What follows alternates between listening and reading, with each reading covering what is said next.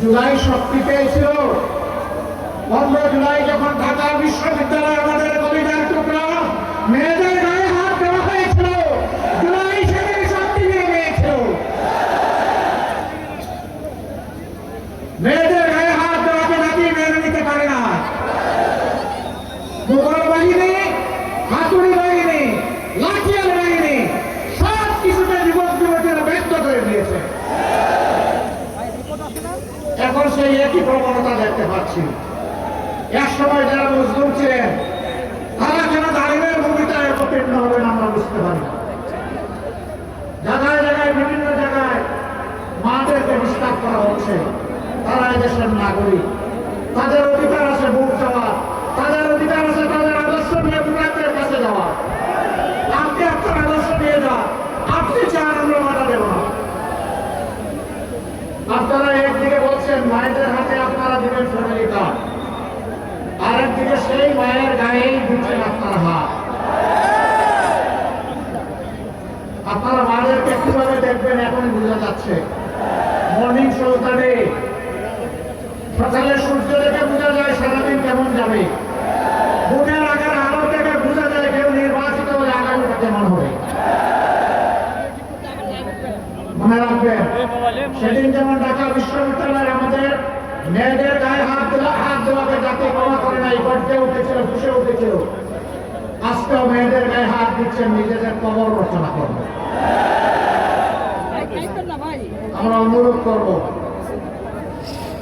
মেয়েদের গায়ে হাত দিবেন না, মেয়েদেরকে অপমান করবেন না, কারণ আপনার মা আছেন। আপনার মাকে সম্মান করুন, তাহলে আপনি সারা দেশের মাদেরকে সম্মান করতে পারবেন। আর যে নিজের মাকে সম্মান করতে জানে না, এদেশের একজন নারীও তার কাছ থেকে সম্মান আশা করে না। আপনারা দেখেছেন মাথা গরম হওয়ার কারণ আছে। এখন নারীরা তাদের নিরাপত্তার জন্য এই যুগকে দাড়িপাল্লা মার্কাতে তারা বেছে নিতে চায়। একজন তরুণী তার পছন্দের পোশাক পরে তিনি বের হয়েছেন। একজন সাংবাদিক মাঝে মধ্যে ওই যে রিয়াকশন নেই, ভোট দিবেন কারে। তো তারা জিজ্ঞেস করেছে আগামীতে রাষ্ট্র ক্ষমতায় কাকে দেখতে চান। তিনি বলেছেন জামাত। কেন? বলে যে জামাত আসলে দেশটা ঠিক করে। আপনার এই পোশাক তো আপনি করতে পারবেন না, করবো না।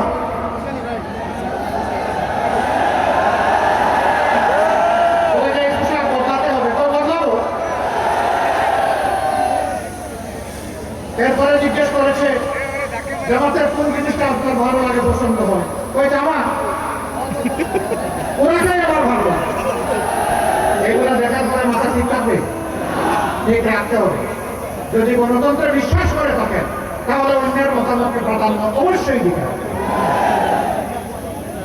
আমরা আমাদেরকে বলবো আপনার যাকে পছন্দ আপনি তাকে ভোট দিবেন, কিন্তু কোন জালিম যদি আপনার দিকে চোখ করে থাকায় সাথে সাথে বলবেন 12 তারিখ আমি যাবো, তুমি পারলে ঠেকাইও।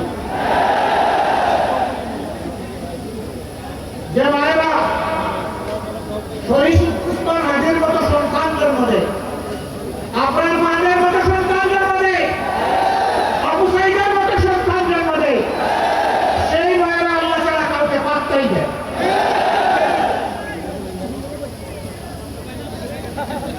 তারা বিধির রাজ্য কায়েম করতে চায়। সম্মানিত ভাইরা, বয়কে যে জাতি ইতিমধ্যেই জয় করে ফেলেছে, এই জাতিকে হিসাব করে কথা বলবে। যদি সত্যিই গণতন্ত্রের প্রতি আস্থা থাকে তাহলে নিজের কাজ নিজে করুন, অন্যটা তাকে করতে দিন। হ্যাঁ, কোন প্রার্থী এবং তার সমর্থকেরা যদি নির্বাচনী আচরণ বিধি লঙ্ঘন করে তাহলে আপনি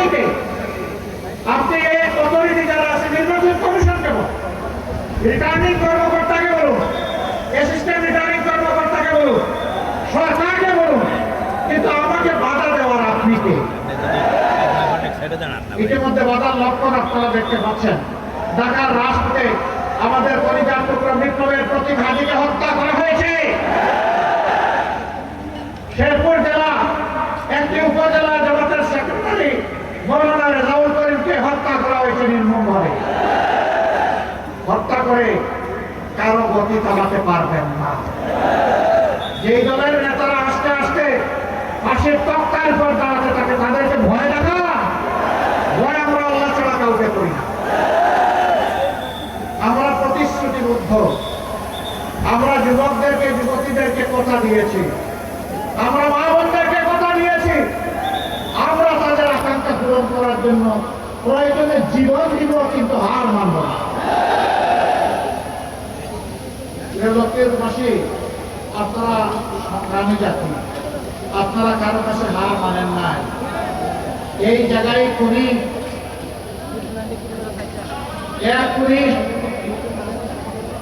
আমার লজ্জা হয় তার কথা বলতে, জেলে তার সাথে আমার একবার দেখা হয়েছিল, এরপরে আমি দেখা করতে চাই না।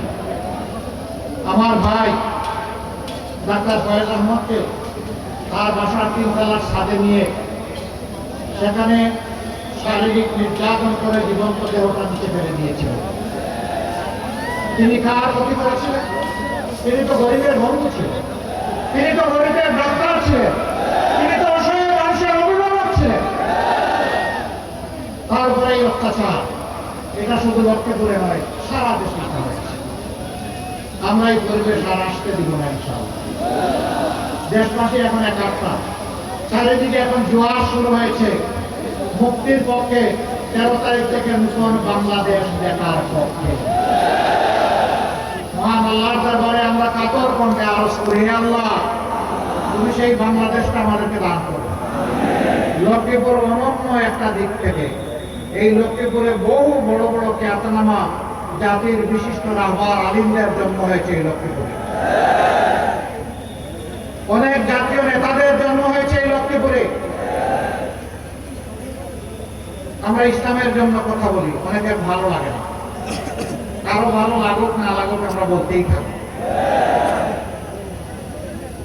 জামাতে ইসলামী, তাবলিগি জামাত, কওমি মাদ্রাসা, আলিয়া মাদ্রাসা সব মিলে আমাদের এক আল্লাহ, সব মিলে আমাদের এক নবী। সবাই আমরা সাহাবায়ে কেরামের অনুসারী, সবাই মিলেই আমরা এক আল্লাহর উপর ঈমান এনেছি। এখান থেকে কেউ আমাদেরকে ফলাতে পারবে না। আমাদের দাওয়াত স্পষ্ট, আমরা আল্লাহর গোলামি ছাড়া আর কারো গোলামি মানি না, মানব না। কোনো আধিপত্য